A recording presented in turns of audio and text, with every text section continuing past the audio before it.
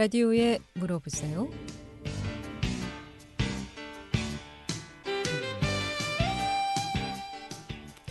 여러분 안녕하십니까? 라디오에 물어보세요. 진행의 김혜선입니다. KBS 원주방송국 라디오에 물어보세요는 매주 월요일부터 금요일까지 우리 생활과 밀접한 다양한 분야의 생활 상담을 해드리고 있습니다. 오늘은 최희덕 변호사 모시고 법률 상담하겠습니다. 오늘 제조물 책임 관련해서 상담을 좀 하도록 하겠습니다. 근래 담배라든가 또 뭐 약, 또 급발진, 또 가습기, 고엽제 관련해서 판례 사례들이 좀 있는 것 같은데요. 원인은 무엇이고 또 판례 사례를 어떻게 좀 나고 있는지 알아보도록 하겠습니다. 이 밖에도 주택상가 임대차 보호법이라든가 가사 분쟁, 땅 문제, 돈 문제, 유치권, 친권 모두 좋습니다. 법적인 조언이나 상담 필요하신 분 지금 전화 주시면 바로 상담 받을 수 있겠습니다. 이용호시 상담 전화번호 알려드립니다. 이용호시 상담 전화는 764국에 6335번, 764국에 6336번 또는 50원의 정보 이용료 있는 문자 샵 8950으로 문자 상담해 주시면 되겠습니다. 문자 보내주실 때는 좀 상세히 적어서 보내주시면 되겠습니다. 최희덕 변호사 모시겠습니다. 안녕하세요. 예, 안녕하십니까. 네. 자, 제조물 책임. 먼저 이 담배로 인한 제조물 책임 관련한 판례를 좀 알아보도록 하겠습니다. 먼저 이 담배로 소송을 건다는 것은 어떤 의미에서 어떤 이유로 소송이 좀 문제가 되고 있을까요?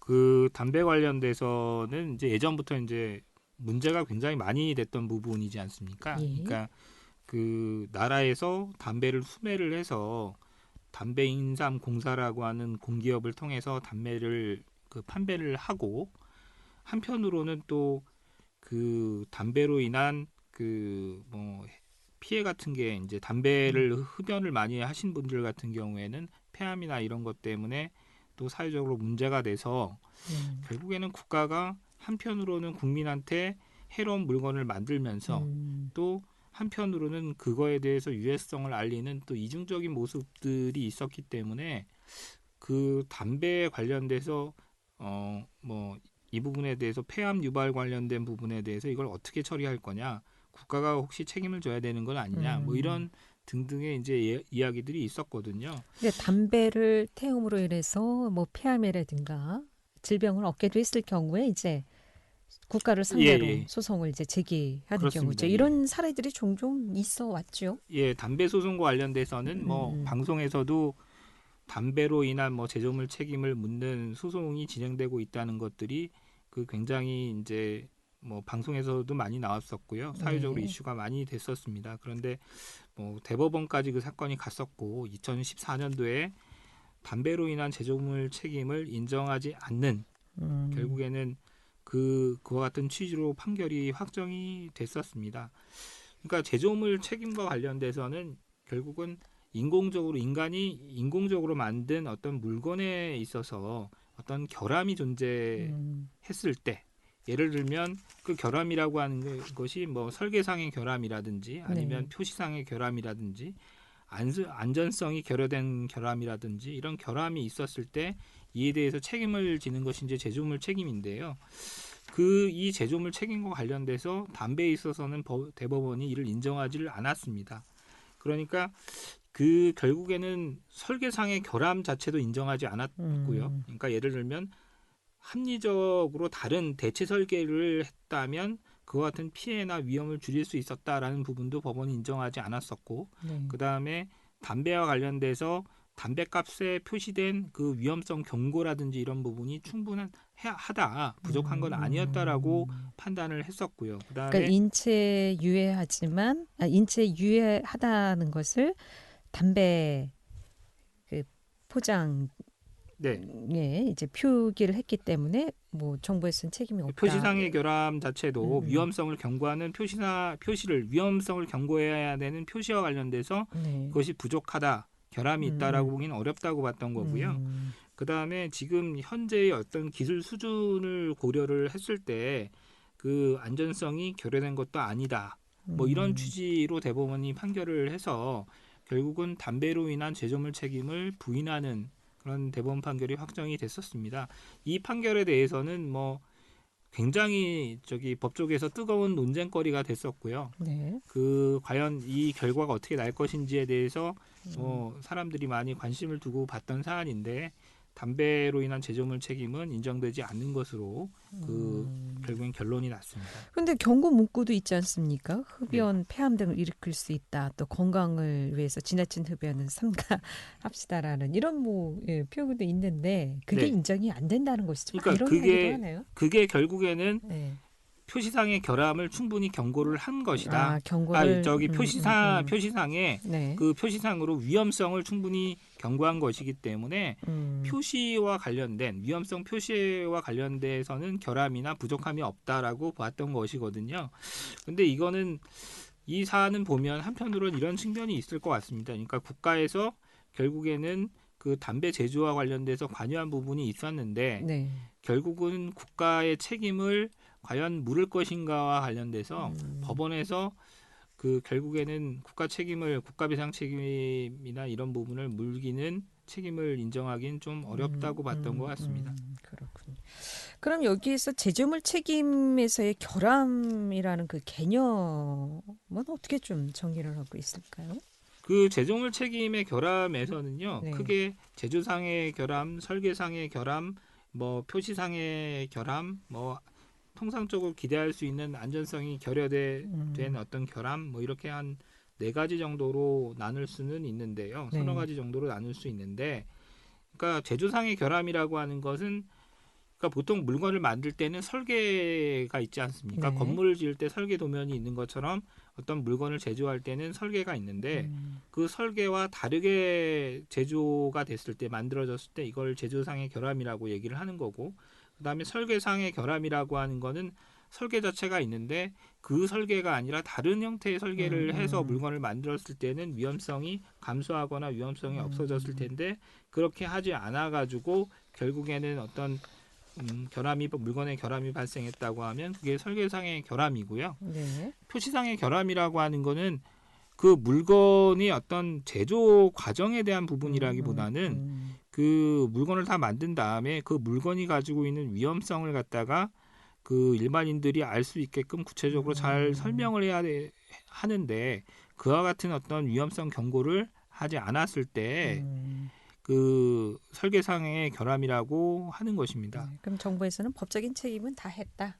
예, 그렇기 때문에, 결국에는 이 담배와 관련돼서는 제조 설계상의 결함 자체는 인정하기 어렵다. 왜냐하면 그 당시 과학 기술을 기준으로 했을 때는 결국에는 뭐 제조 설계상의 결함 인정할 수가 없고 그 다음에 표시와 관련돼서도 담배값에 결국에는 흡연으로 인한 폐암의 위험성 이런 부분에 대해서 충분한 경고 문구를 기재를 했기 때문에 표시상의 결함도 인정할 수 없다라고 법원에서 판단을 했던 것입니다. 담배 회사를 그럼 상대로 소송을 했겠죠?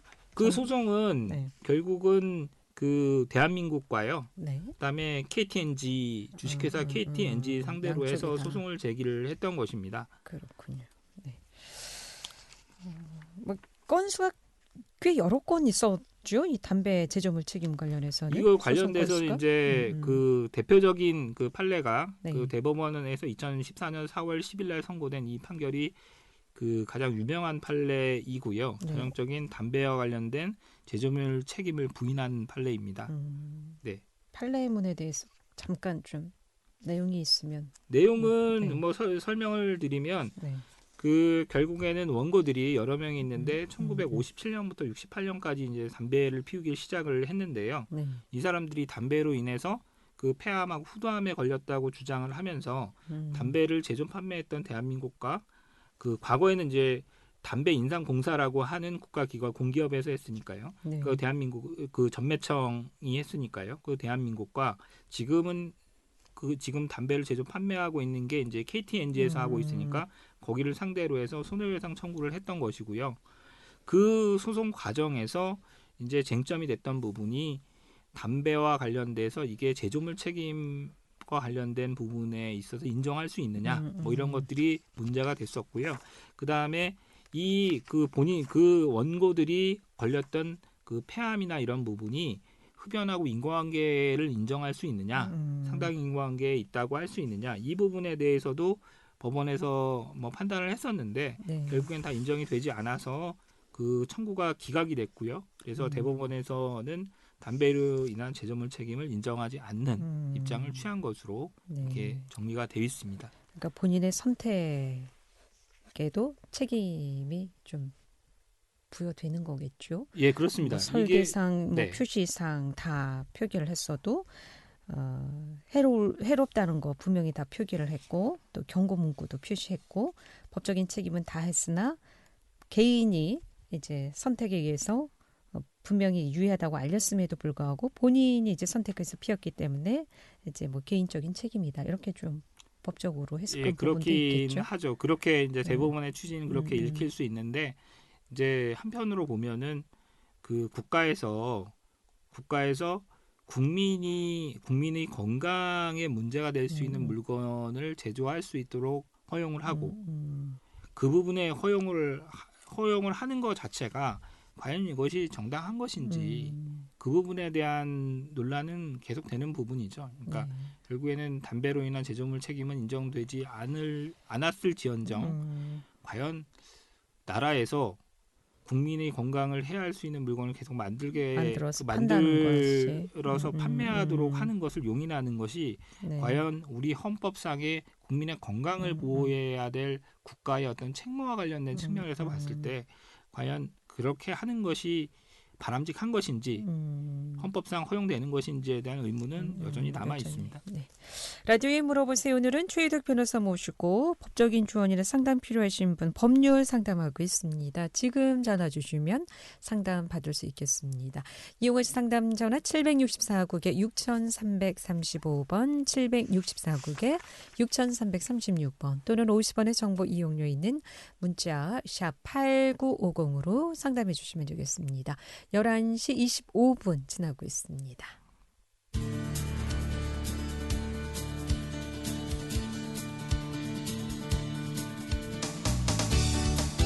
여러분께서는 KBS 원주방송국에서 진행해드리는 라디오에 물어보세요를 듣고 계십니다.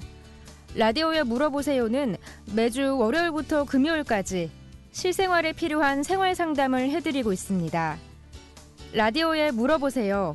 지금 여러분의 상담 전화를 받고 있습니다. 전화 주실 곳은 764-6335번, 764-6336번입니다. 지금 전화 주시면 전문가와 바로 상담하실 수 있습니다.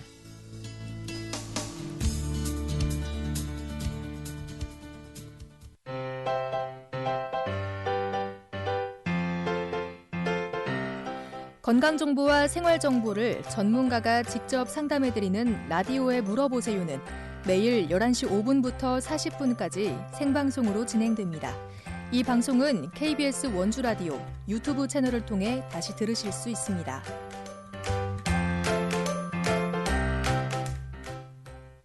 네, 라디오에 물어보세요. 오늘은 최희덕 변호사 모시고 법률 상담하고 있습니다. 법적인 조언이나 상담 필요하신 분 지금 전화 주세요.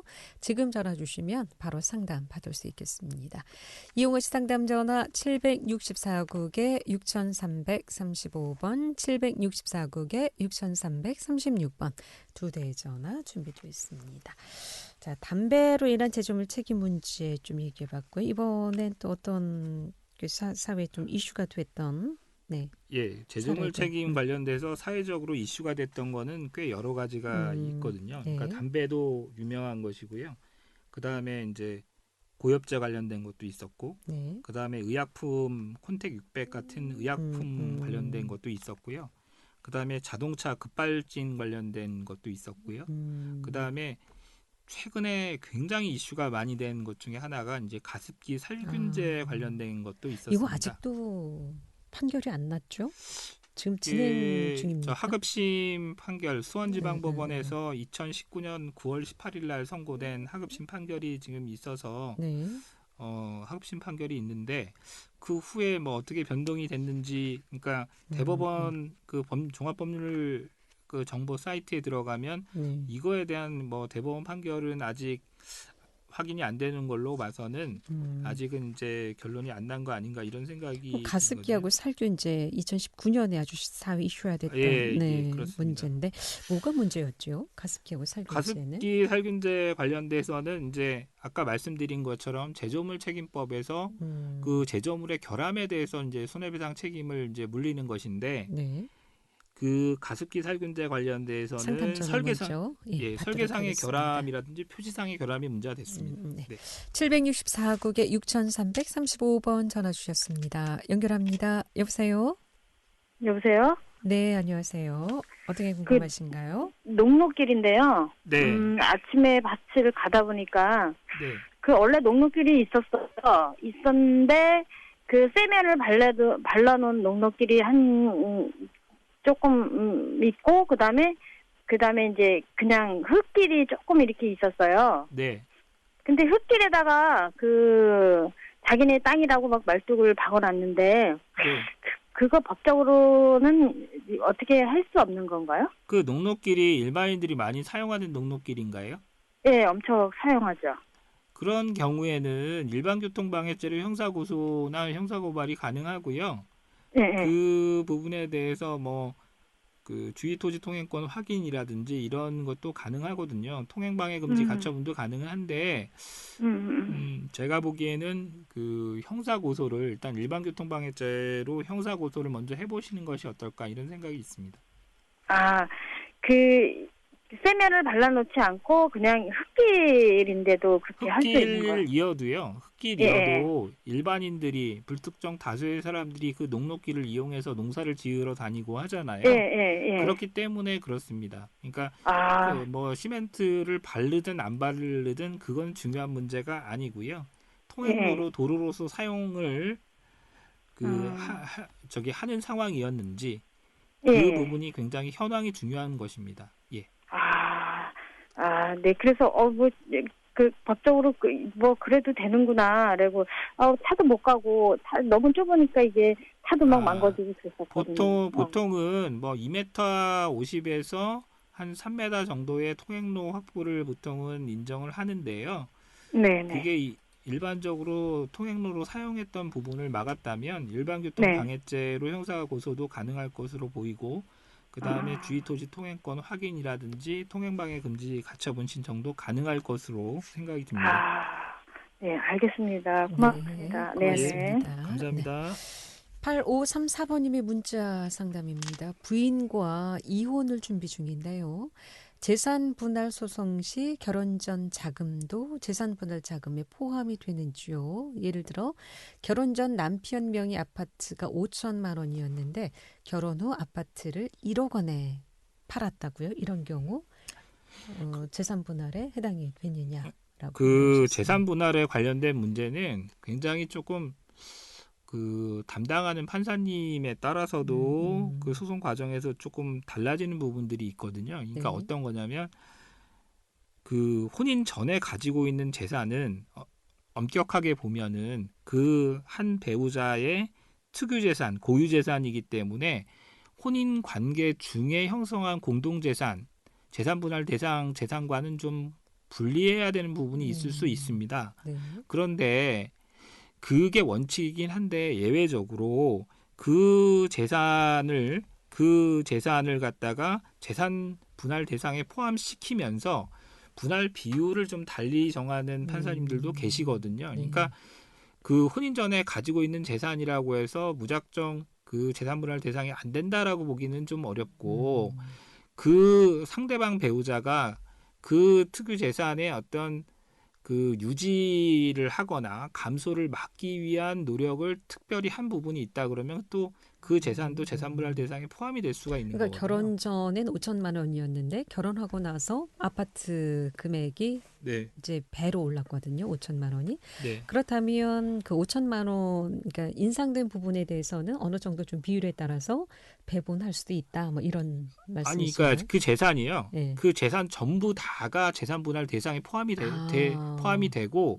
다만 재산 형성 기여도에서 그 재산을 가지고 있는 사람의 기여도를 조금 더 높이 평가를 할 수 있는 그렇게 정리가 되는 경우도 있거든요. 그러니까 판례에 따라서 좀 다를 수 그러니까 있다. 판사님에 따라서 성향에 따라 좀 달라질 수도 있고 네. 그 다음에 그 어떤 두 사람 사이의 어떤 부부 관계나 재산 형성 관계를 어떻게 보느냐에 따라서 달라질 수도 있는 겁니다. 그러니까 원래는 혼인 전에 가지고 있던 특유 재산은 재산 분할 대상이 안 된다라고 하는 게 어떻게 보면 그 공동재산 분할을 전제로 한 그 재산 분할의 그 결국에는 원칙적인 모습이기는 한데 그게 이제 굉장히 그 칼로 무베듯이 딱 명확한 것이 아니라 두 사람의 혼인 관계를 전체적으로 봐서 네. 그 혼인 전에 가지고 있었던 재산도 한쪽에서 가지고 있었던 재산도 재산 분할 대상에 포함을 시키되 뭐 재산 형성 기여도를 양쪽을 좀 달리 판단을 하는 정도로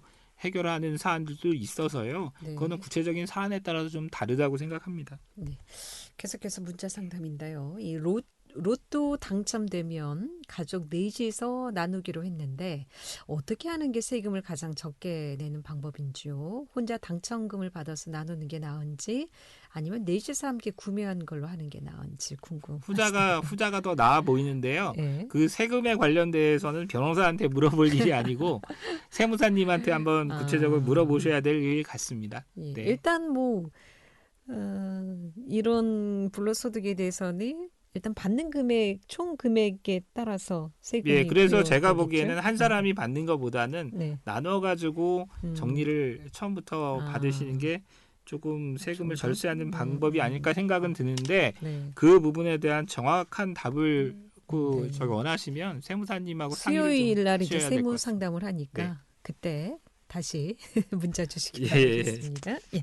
라디오에 물어보세요. 오늘은 최희덕 변호사 모시고 법률 상담하고 있습니다. 자, 앞서 이 가습기 살균제 이건 뭐가 문제였던 거죠? 이 가습기 살균제 문제는요. 네. 그 결국에는 가습기 살균제를 제조하는 과정에서 설계상의 어떤 결함이 있었는지 그 다음에 표시 그 위험성에 대한 표시상의 결함이 있었는지에 관련된 부분이 문제가 됐고요. 그 고등법원에서 판단하기로는 그 가습기 살균제의 설계상의 결함도 있고 표시상의 결함이 있다. 그로 인해서 그 피해자들의 신체에 손상을 입었기 때문에 그 가습기 살균제의 결함으로 인한 손해배상 책임을 회사 측, 그러니까 제조하고 판매한 회사 측에서 책임을 져야 된다라고 하는 것이 항소심 판결의 취지였습니다. 어느 정도 이 제조물에 책임이 있다는 것은 인정이 됐던 것 같은데 말이죠. 예, 그렇습니다. 네. 그러니까 가습기 살균제를 만드는 과정에서 결국에는 설계를 하는 과정에서 가습기 살균제 제조를 함에 있어서 설계가 있는데 그 설계 자체에 이제 결함이 있다는 부분도 인정이 됐었고요. 그 다음에 특히 문제가 됐던 것은 가습기 살균제 용기에 인체에 안전하다는 취지의 문구가 표시돼 있어가지고 결국에는 이 그 가습기 살균제의 어떤 그 내용물이나 이런 것들이 임산부나 어린아이, 노약자들, 면역력이 약한 사람들 또는 그 수분 조절 능력이 부족한 사람들이 밀폐된 공간에서 사용했을 때는 굉장히 위험할 수 있는데 그 위험성에 대해서 명확히 고지를 하지 않았기 때문에 결국에는 가습기 살균제에 관련돼서 결국엔 형사적으로도 뭐 제조업자나 판매업자 쪽에서 처벌받은 부분도 있었던 것 같고요. 그 다음에 민사적인 책임도 졌다고 책임을 지는 걸로 판결이 났다고 생각합니다. 네. 그럼 이것도 이제 뭐 설계상이나 표시상 또 안전성 뭐 같이 이런 문제들이 좀 지적이 됐겠죠. 예, 설계상의 결함과 문제. 표시상의 결함이 인정됐고 그로 인해서 결국엔 피해자가 발생했다고 본 것인데요. 네.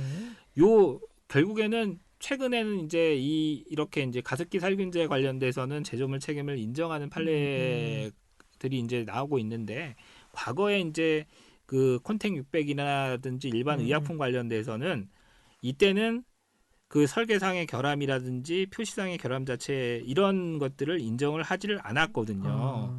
그러니까 지금 점점점 그 소비자의 어떤 권리를 보호하는 쪽으로 법원의 판결이 그리고 재판관들의 의식이 조금 바뀌고 있지 않나 이렇게 생각이 들고 있습니다. 그때 의약품 관련해서는 어떻게 좀 판결이 났습니까? 그 콘택 600 관련돼서는요. 설계상의 결함 자체를 인정하기 어려웠다. 그러니까 그 당시 의학 기술을 전제로 했을 때는 설계상의 결함을 인정하기 어려웠다는 취지로 판단이 났었고요. 네. 그다음에 그 콘택 600과 관련돼서는 부작용으로 출혈성 뇌졸중을 유발할 수도 있다. 그래서 관련 병력이 있는 환자한테는 투여하지 말라는 그 어떤 표시 안전성 표시 자체가 명확하게 돼 있었기 때문에 그 당시에는 콘택 600의 제조물 책임을 인정하지 않는 이제 법원 판결이 선고가 됐었는데 지금 제가 아까 말씀드린 것처럼 사회적인 인식 있잖아요. 그렇죠. 이 재판관들의 인식, 제조물에 대해 안전성을 어느 정도까지 끌어올려야 되는지에 대한 규범적으로 판단해야 되는지에 대한 어떤 인식 자체가 예전보다는 점점 소비자를 더 보호하는 방향으로 가고 있다. 그렇기 때문에 그 결국에는 가습기 살균제에서는 인정을 했지만 네. 과거에 그 콘택 600 사례에서는 인정하지 않았었다. 이렇게 이해할 수 있지 않을까 싶습니다. 예, 오늘 여기까지 듣겠습니다. 고맙습니다. 네, 감사합니다. 라디오에 물어보세요. 오늘은 최유덕 변호사 모시고 이 제조물 책임에 관한 여러 가지 사례들 함께 얘기 들어봤습니다. 내일 이 시간에는 연세분 비뇨기과 최윤봉 원장 모시고 비뇨기과 질환 상담하겠습니다. 함께해 주신 여러분 고맙습니다. 안녕히 계십시오.